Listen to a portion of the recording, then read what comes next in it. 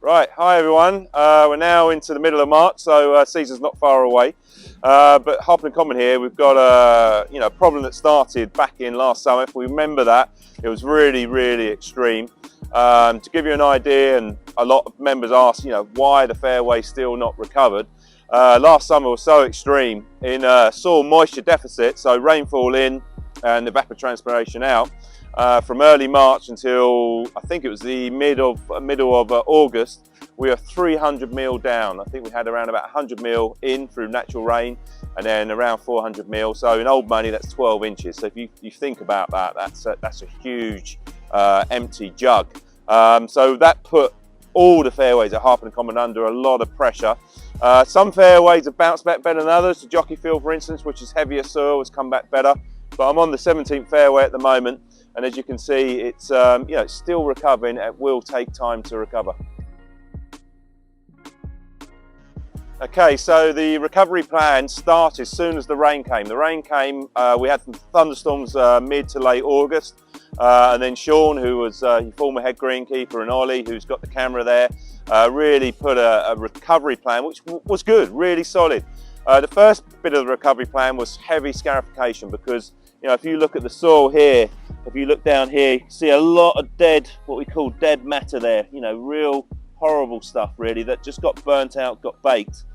So the guys went in there with a scarification. We used a machine called the Graydon, and I think we did it 4 times. I know we had it in once, and we double scarified around about 10 mil, but at that time the ground was still really firm, so we couldn't get in there too aggressive, so we had to be patient and take our time. And then we got it back again and went a bit deeper, and I think the deepest we got was 15 to 20 mil. So we did it 4 times, and I know members at that point were crying out for seed, but we had to do the scarification first, because if we didn't do the scarification first and we put the seed down, we couldn't then come back in and do the scarification. So we started to seed early November, which was late, granted, I totally accept that. But again, it was a process that we had to work through. And if you can see here, this seed came out in, this seed went in early November, and it's been carrying on all the way over the autumn and winter period. And as you can see in lines, we've had some great take. Okay, so we've had some good take there, but as you can see with these seed lines here, we've got lovely seed here, we've got lovely seed there, but we've got dead bits still here.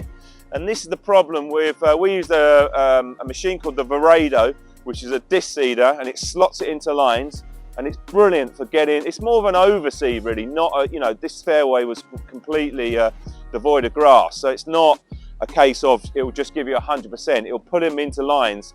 So the next stage, which we've been trialling, we're just waiting at the moment for the right weather, is to do a process called hollow coring. So hollow coring is when we use a machine called a Pro Core. It takes 12 mil half-inch plugs out, pulls them out. So again, physically removing that dead matter. Then Ollie and the team will get in there and chop it all up, because that's all good stuff. It might be dead, but you can break that all up, and that will regenerate the natural stuff that's there. And then we'll put some more seed into there. And then we're going to probably, and we're still looking at this, probably use a bit of material called a green waste, which is more of a compost, to try and activate the seed. Because what we're trying to do is trying to tie it all in, and unfortunately this is going to take some time. This is not going to be a quick fix. Some of the other fairways are looking better, and going into spring they should just carry on recovering, but fairways such as the 8th and 17th will just need more and more work. Okay, so as I say, this is going to be a slow process, and we're going to have to, I'm working very closely with Ollie and the team. We're going to have to look at each stage. We put some fertiliser out last week. We're praising all the time. You have your base plan, but your base plan has to be flexible, and we will go with the weather. What we are worried about as we go into a dry, hot spring, which is what we don't want. At the moment, even though it's not great to play golf with the rain, it's actually quite good for this. We're loading it with a bit of moisture, and then if we get a bit of heat, then that seed will come along. What the team have done, they've staked off this fairway. So if you can see on this fairway, you've got stakes all the way around it. And members, rightly so, want to ask themselves what can they do to help this area. Best thing you can do is keep off it. I know you want to hit down the fairway, that's fine. Hit your ball down, straight down the middle of the fairway. Please respect the stakes and ropes. Park your trolley, or if you want to take your carry bag, that's not a problem, you can go on there.